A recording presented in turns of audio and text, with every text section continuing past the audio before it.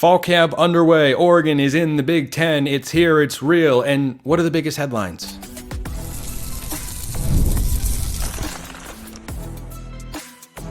You are Locked On Ducks, your daily podcast on the Oregon Ducks. Part of the Locked On Podcast Network, your team every day. Yes, it is that time once again for Locked On Ducks. I'm your host, Spencer McLaughlin. Thank you so much for making this your first listen or your first view of the day. Part of the Locked On Podcast Network, your team every day, and your number one source to stay up to date with the Ducks, which is why, if you have not already, please like, comment, subscribe, rate, and review wherever you listen to or watch this show, which today is brought to you by our friends at FanDuel. Make every moment more. As the playoffs wind down, the sports stop sporting like we want them to, but this summer, FanDuel is hooking up all customers with a booster or bonus daily. That's right, there's something for everyone every day, all summer long. Visit FanDuel.com to get started. We'll talk Ohio State. We'll talk over-under stats. I say we because that is Jared Mack of the Autzen Audibles podcast and 24/7 Sports joining me here on the show. Football is like here. Mostly here, not games. We don't have games. We'll have a game later this month, which is exciting in and of itself. That is less than 30 days away. But when I say biggest headlines of fall camp or biggest questions as football gets underway for the coaches and players, Jared, what do you think about? First up to bat, thank you for having me on the show. Always a pleasure to come on here. But it's got to be just going to the Big Ten. I think that's the biggest. I wouldn't even know if that's a question mark because I don't have a lot of question marks about them going into the Big Ten. But it's just so different. You know, like the first Big Ten game, I guess, is against UCLA. But, you know, Michigan State's coming to town at the beginning of October, on October 4th. And, you know, a handful of years ago when Marcus Mariota was patrolling Autzen Stadium, Michigan State coming to Autzen was crazy. It was one of the biggest games of the year. It was a non-conference game, television. Some could say. Right. It was a non-conference, some would say. And this is just going to be the norm. And I feel like it's still kind of weird. And there were certainly plenty of questions asked about it at Oregon's Media Day earlier this week on Monday. Every once in a while, there will still be another couple questions asked about it, but it's still, you're still kind of getting used to it. I think the players are there. The coaches, well, at least I hope so, are there. They've been there for a long time now. But I think that's just kind of like my number one storyline, because I got to be honest with you, this team doesn't have a lot of question marks. You know, you go into a lot of seasons with a lot of question marks. It wasn't more than 2-3 years ago where it was like, all right, who's going to be the starting quarterback? Like, is it going to be Anthony Brown or Ty Thompson or Jay Butterfield going to make a step, or is Robbie Ashford the sleeper? There just aren't a lot of question marks about this team. I hate to say it, and I hate to give you a maybe less than fun answer about it all, just saying that the Big Ten is my biggest thing, but there are not a lot of question marks going into this team this year. And I think that's obviously a very good thing if you're Dan Lanning and, you know, Will Stein and Tosh Lupoy. You don't have a lot of worries. Yeah, I think the Big Ten questions are style of play and travel. How do you handle those elements? Is it that different going to play Purdue on a Friday night than it is going to play Arizona or Arizona State? You know, I mean, I remember that Arizona State game in Tempe back in 2015. I remember the exact spot where I was watching that game that went to overtime, the Braylon Addison toe, which was mostly inbounds, you know, like it was inbounds enough, but like, is that going to be different? Or is Oregon just at the level where, you know, it doesn't matter. It doesn't matter if they spend more time on an airplane going, you know, extra miles to go to West Lafayette or to go to Madison to play Wisconsin. Like, Are they going to be able to just make those sorts of adjustments? But I agree with you. Yesterday on the show, I talked about the biggest questions on this Oregon team. And frankly, I tried to come up with the three biggest ones. And as far as college football team questions go, Jared, they were first world problems. They were high class issues of like, are the two deep safeties going to be prolific in coverage? Or how good is your offensive line? Is it only a top 5 unit in the Big Ten or a top 10 nationally? Or is it more like, you know, just above average? Like, that's where this roster is at. The expectations, I know fans can get in that mindset of, I don't want to have high hopes. I don't want to build it up in my head or what it could be. But this is a team that top to bottom, both sides of the ball, I think is worth having that expectation of, yeah, they should make the playoff, make a Big Ten championship game. Yeah, I think you said it great. They deserve to have those types of expectations because, not only did they do a great job of talent retention, getting guys like Terrence Ferguson, Tez Johnson, all these guys not hit the Birch. portal, or Birch, yeah, him too. Not even to just not hit the portal, but not go to the NFL draft, which is a significant upgrade in talent level. You'll probably get paid more. It's the NFL. It's like what everybody's like dreams are, is to go play in the professionals. They brought all those guys back and then added a top 2 transfer portal class, like they're second in the 24/7 rankings behind Ole Miss, and they only brought in 15 guys. And so that shows there's like Ole Miss, I think, is the number 1 with like 23 or 24 kids, and Oregon 24, and Oregon only brought the 15 or 16 in.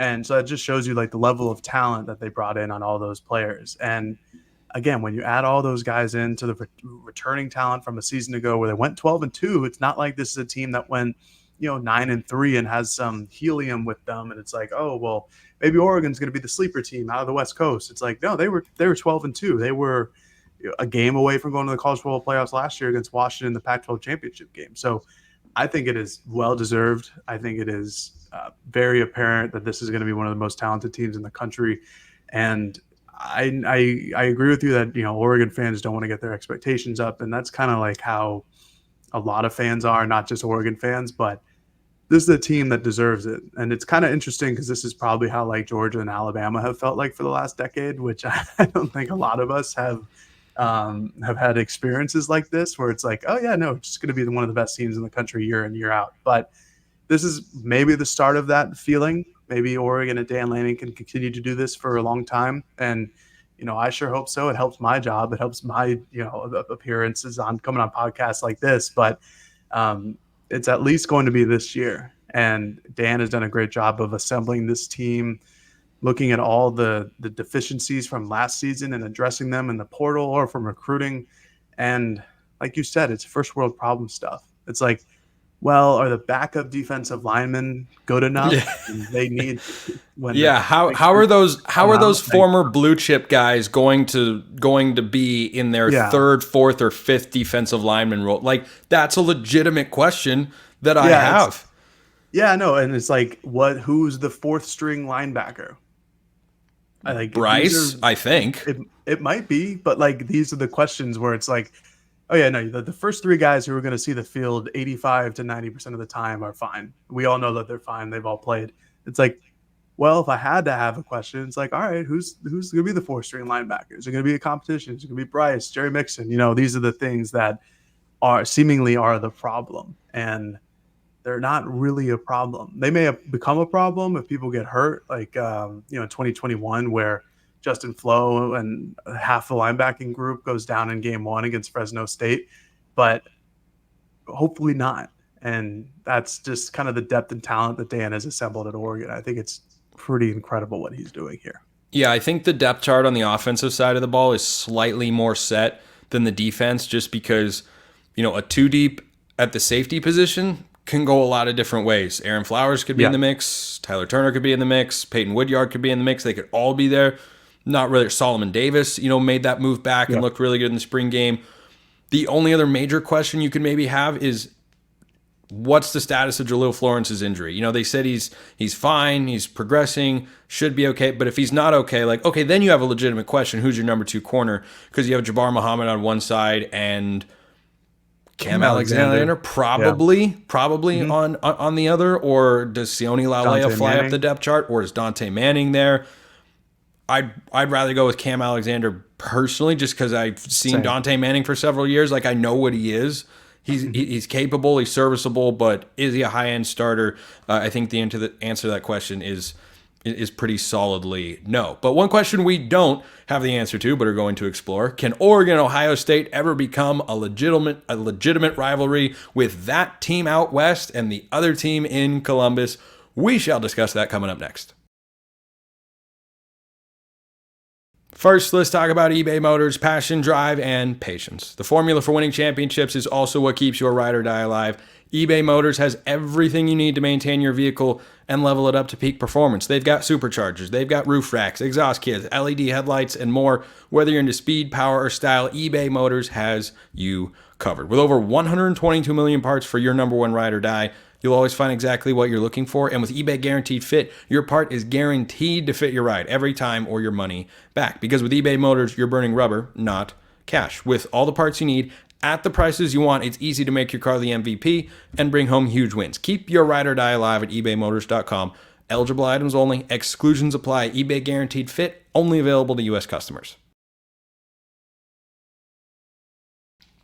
That team out west is how Oregon is going to be referred to, it appears, by those up in Columbus, Jared. And October 12th is going to be one of the biggest days in the history of Autzen Stadium. It is up there with '09 USC or the Civil War from 2009, for that matter. A couple of games that I omitted from a list I put together yesterday of the biggest games at Autzen in my lifetime. 2014 Michigan State, that was on there. But I'm curious about the question of how rivalry-esque can Oregon and Ohio State become? What's your sense on that? I think it certainly could become a big rivalry. I mean, especially now that they're in the same conference.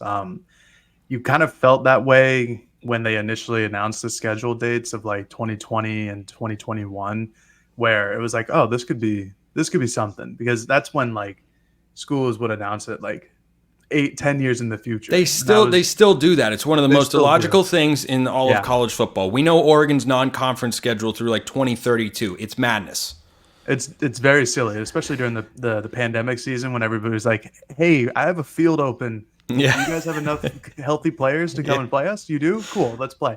But to go to your question, yeah, no, this could absolutely become a rivalry, especially just how these two programs look on just their trajectory course. And Ohio State is where Oregon would like to be. And I know Oregon fans might not want to hear that, but Ohio State has won national championships. They have gone to the college football playoffs multiple times in the last decade that the playoffs have been around, since 2014. They beat Oregon in the national championship game in 2014.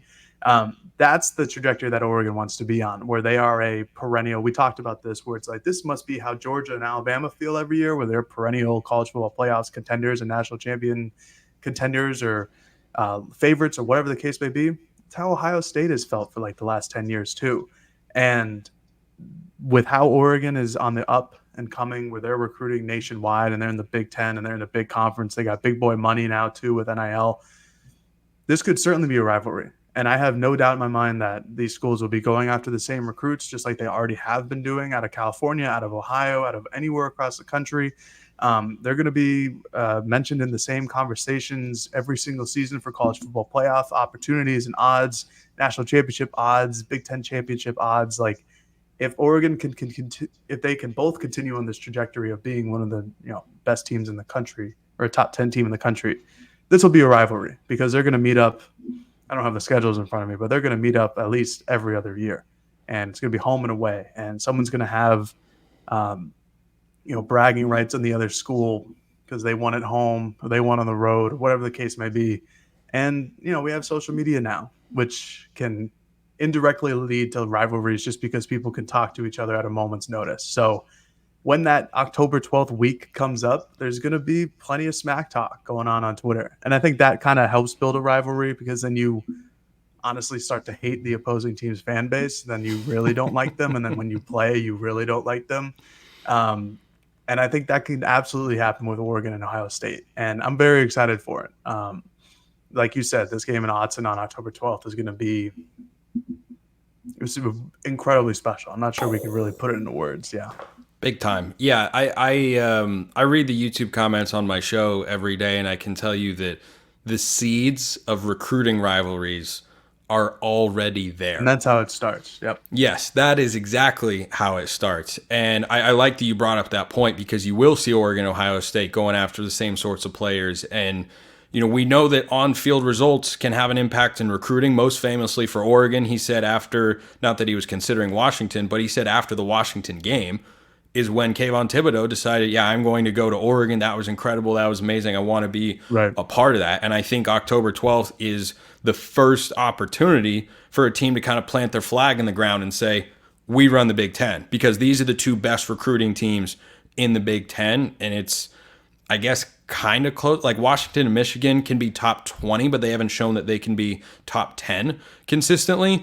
And on the field, you know that Washington and Michigan, or just in the national championship game, of course, can get to that sort of level. But the one drawback to the idea of this becoming a true rivalry is the frequency with which the game gets played. Like, if you take a 2-year gap from when you play them, which is how it worked in the old Pac-12 scheduling, and look, the Big Ten, has got their plans. I haven't dissected it year by year of who Oregon's going to play and how the rotations will work and whatnot. But that, I think, is the biggest hurdle, because it feels like with the stakes in these games, something's bound to happen on the field that spurs the rivalry on.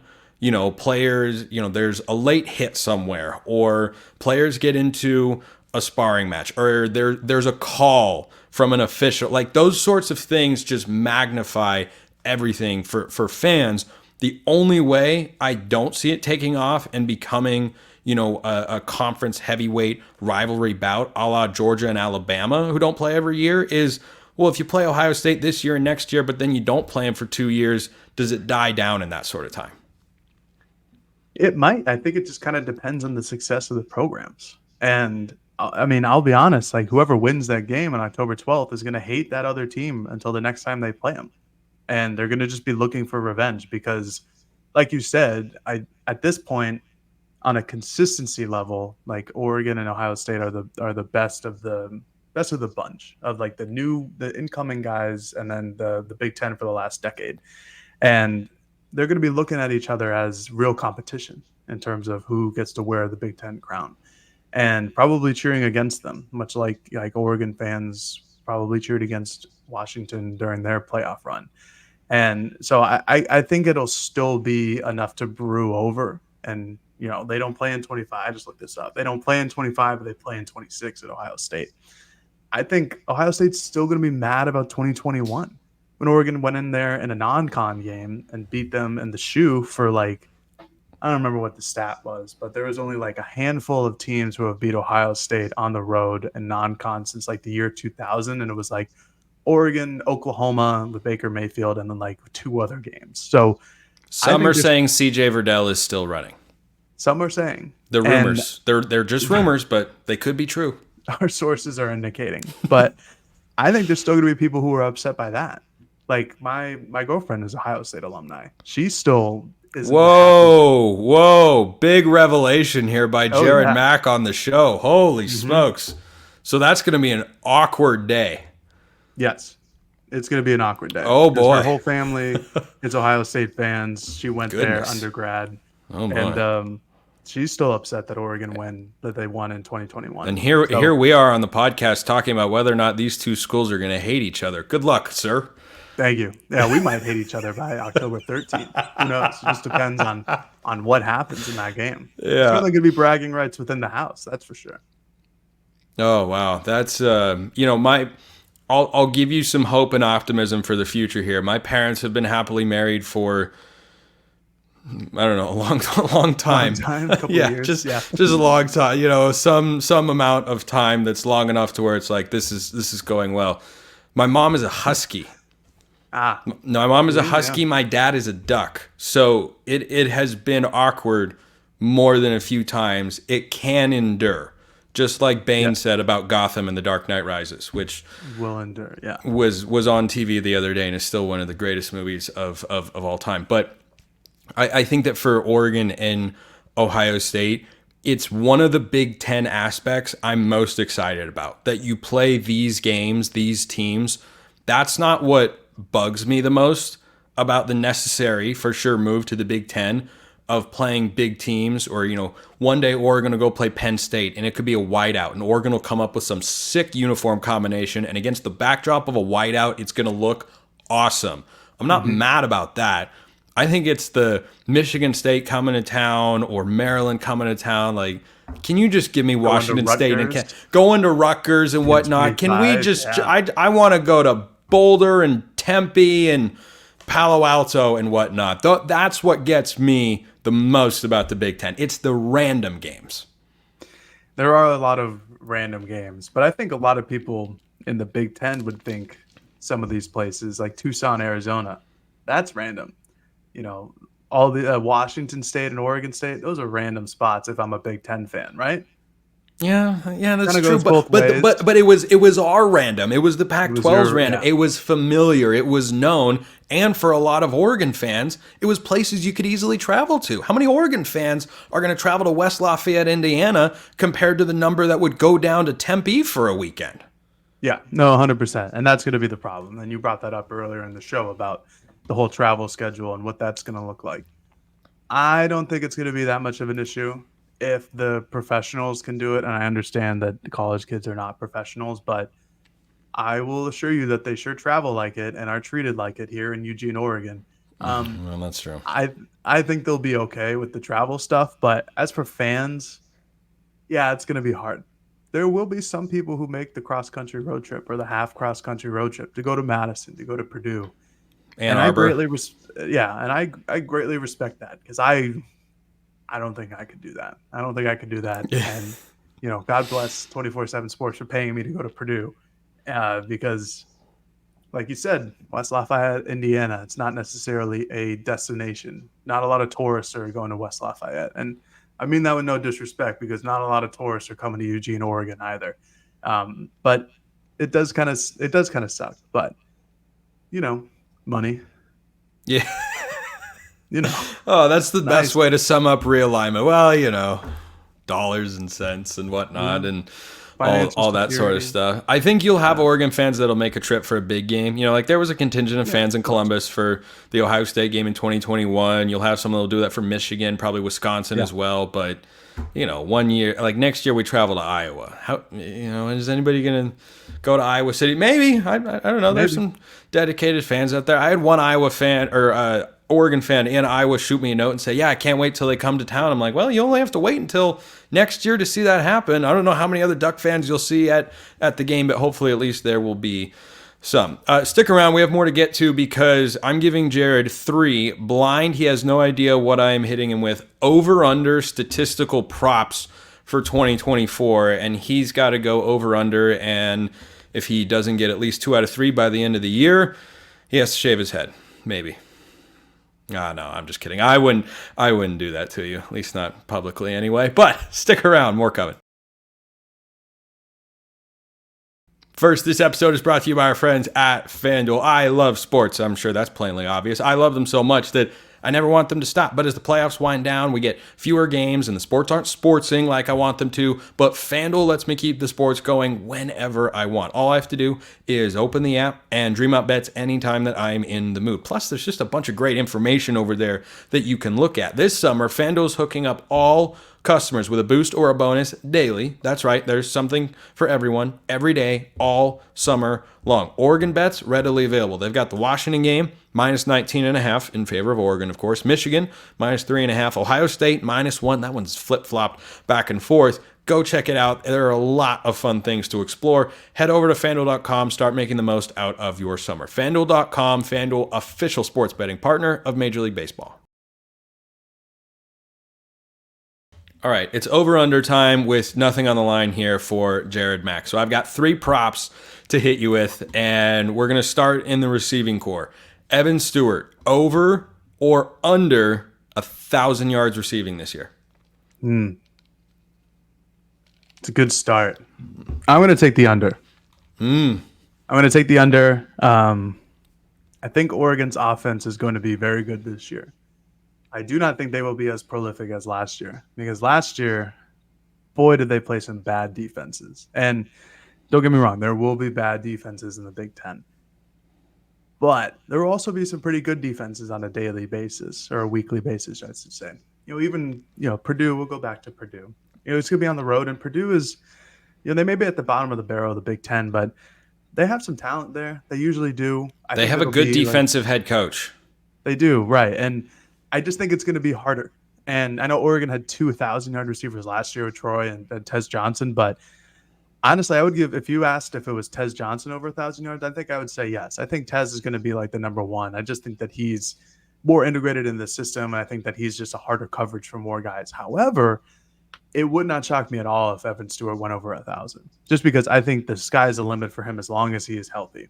And if he is healthy, I think that he's going to be a mismatch nightmare, especially on the outside. And his route running ability, I think, is unparalleled to see from what we've seen like in the last couple of seasons out of Oregon. Not that Troy was a bad one, but I think Evan Stewart is just at a different level, and that's why he gets, preseason first round buzz. But for 1,000 yards, I think he'll go under. He might miss a game here or there, and it might be really close, but I don't think that he's going to get 400 yards like his first season at A&M. I think he'll be a real part of this offense. I just think it's going to be a little harder, and that 1,000 is a lot, mind you. Yes. 1,000 yards in Oregon history is you're one of the best receivers, a single season receiver in Oregon history. I mean, going into last year, it hadn't happened in 5 years. Dylan Mitchell was the last guy to do it in 2018. And before that, I think the previous guy to do it might have been Jeff Mayle in 2010. And he was barely over 1,000 yards. So I agree. It puts you in pretty elite company. And the fact that Oregon had 2 last year is a testament to how good Bo Nix was and how good that offense was all season long.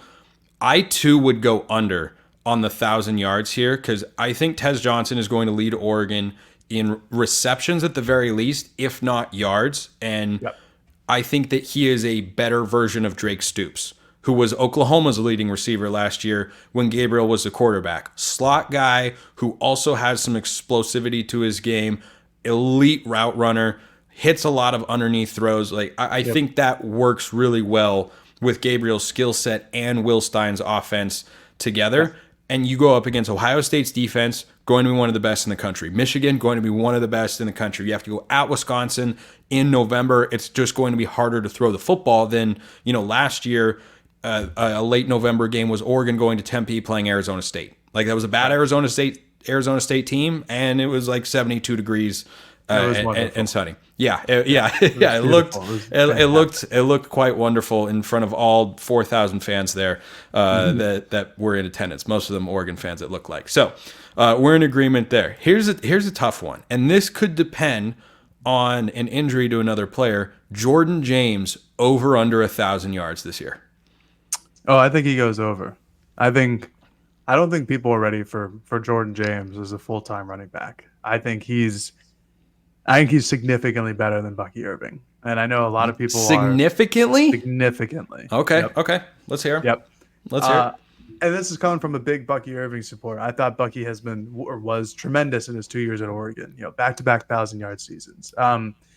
They don't really do a bell cow system here at Oregon, and Will Stein talked about that today, actually, at his press conference, and said basically the same thing. He's like, we got a lot of talent in this room. We plan on using it.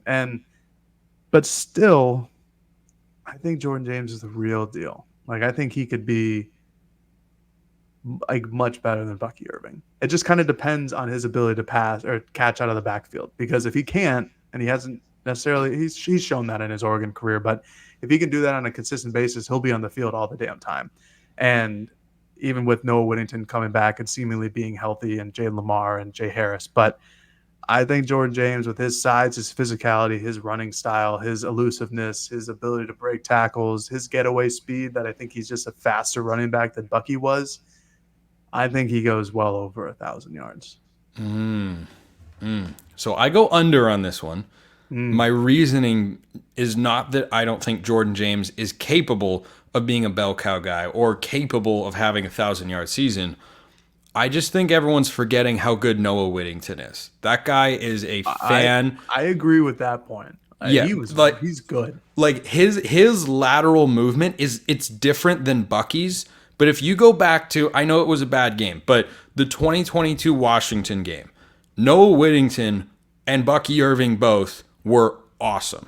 And if you look at Noah Whittington's highlights, the one that always stands out in my head with him in his 2 seasons at Oregon, well, 1 and change seasons at Oregon, the Arizona touchdown in 2022. That run, he veers right, he shuffles left, he cuts left again, and then he has the big time speed. And when you look at the running back rotations over the last couple of years, I think if Noah Whittington's healthy, it's more 1A, 1B than Jordan James the 1 and Noah Whittington the 2. And I think that's great because it helps keep guys fresh. It helps keep guys healthy throughout the course of the year. And Whittington's talent is immense. Now, both guys have shown an ability to catch the ball out of the backfield. I think Whittington, is from his time at Western Kentucky, has more experience doing that. But, Jordan James caught a touchdown against Utah and had a couple other catches. Like, he looks just fine catching the ball out of the backfield here. So that's why I go under 1,000 yards for Jordan James. I think their yardages at the end of the year look something like James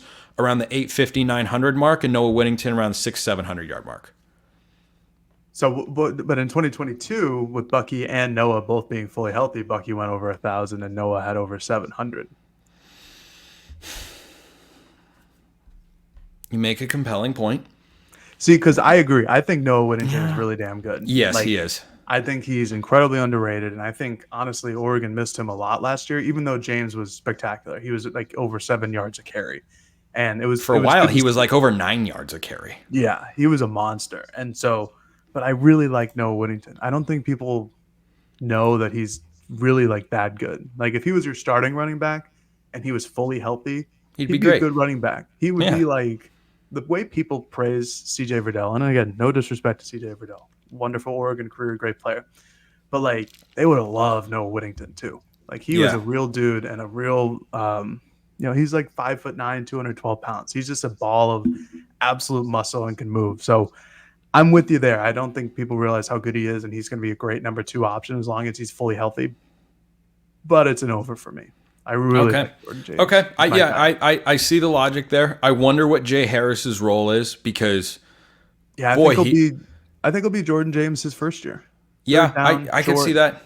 Because he's huge. He's 6'2", 220. I mean, he looks so good and so ready in the spring game. Like, he'll be good. He looked like he belonged. So, last over under I've got for you here to wrap up this week of shows here, Jared, is on the defensive side of the ball, where you don't think about stats quite as often. But Jabbar Muhammad over under 15 passes defended and over under 2.5 interceptions. For context, he had 16 passes defended last year and 3 picks.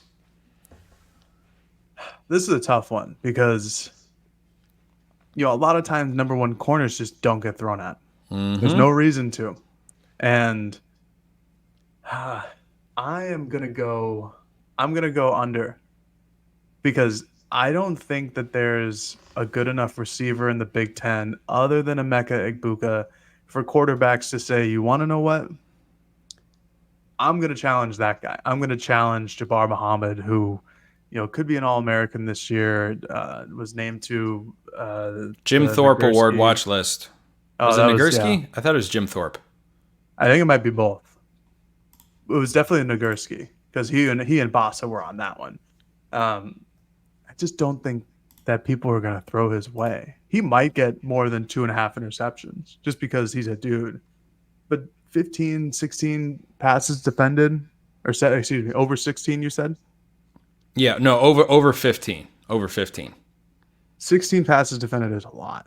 I'm not sure. I got to look this up as I'm talking here. This is great podcasting. But I got to look up what Oregon's leader was this last season because that's a lot of passes. Well, and the other thing too is Muhammad was playing for Washington in the Pac-12, where you had 7 pro level quarterbacks or high end college quarterbacks that he was going up against. And this year in the Big Ten, you're going to go against teams that won't throw the football quite as much. And I'm with you that I don't throw the ball his way that much. Yeah, like, why would you? Yeah, like Oregon a season ago, Troy Franklin got the better of him in the game up in Seattle, and then Jabbar Muhammad got him back in the Pac-12 championship game in their 1v1 settings. And guess what? That's what it looks like when 2 NFL guys are going up against each other. Is one guy gets the better of the other one day,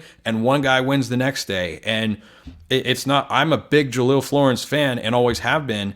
If I have to choose between throwing at, frankly, either of those corners or a safety, I'm gonna go anywhere except Jabbar Muhammad. Did you find the stat on the passes defended last year? I did, yeah. So of secondary players, there's a 3-way tie with 7: Tysheem Johnson, Kyrie Jackson, and 7. Reed. 7. Would you like to guess who led the team in passes defended or deflected? Wait. Is that not the stat that you just read? Those were the secondary members who led the team with Secondary members. So which non-secondary member had the most pass breakups last year? And it's still significantly less than what Muhammad had last year. Non-secondary member. Gosh almighty. It has to be Jeff Bossa. Brandon Dorlus. Gosh, that was my second guess. Oh my gosh. 9. I was It's incredible. In my head. Oh my gosh. That drives me insane. Oh gosh. What a frustrating way for me to end this week of shows. But like, great statistical guess on your part, or question devised there. But in my head, I was like, I feel like Dorlus got his hand on a bunch of Nah, it couldn't have been that many. But Brandon Dorlus led the team in pass breakups. Was not well. I think there will be a secondary member that goes over that, but we'll just have to wait and see, because football is less than 30 days away. I'm excited. Jared Mack is excited. Autzen Audibles, 24/7 Sports. Jared, appreciate the time. Thank you for having me. Appreciate everyone listening. I'll see you next time. Have a wonderful rest of your day and a great weekend. And go Ducks.